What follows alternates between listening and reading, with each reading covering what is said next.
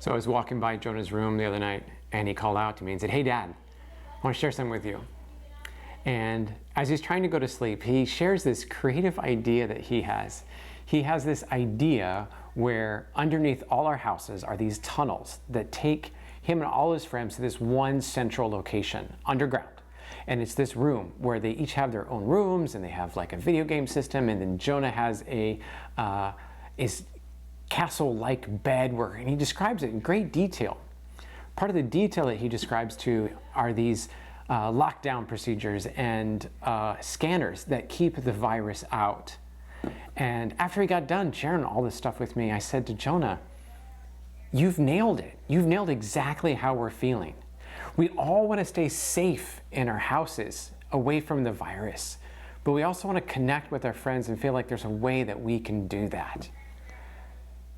But in this time, we're kind of stuck in that middle place, and we get pulled in different directions. We're built for relationships, but we're also built for survival."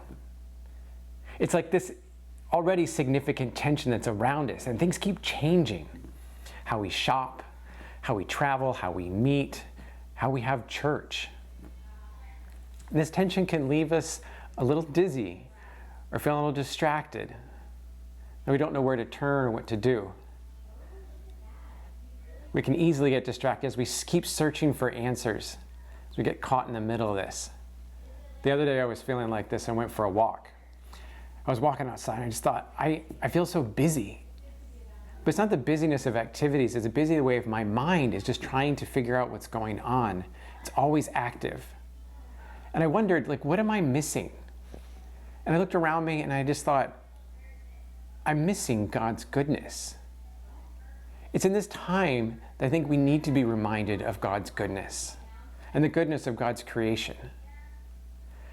This kind of positive look can seem unpopular because we often find ourselves asking, "Why, God?" or "What's going on?" or "How long, O Lord?"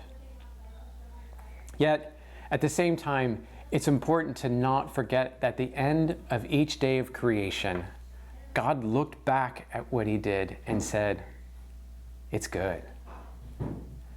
God's goodness is all around us.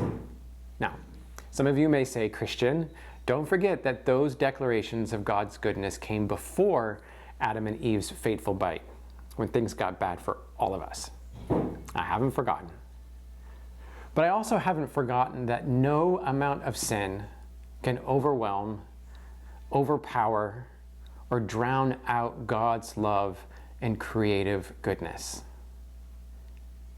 But the thing is, like beauty, we have to slow down a bit.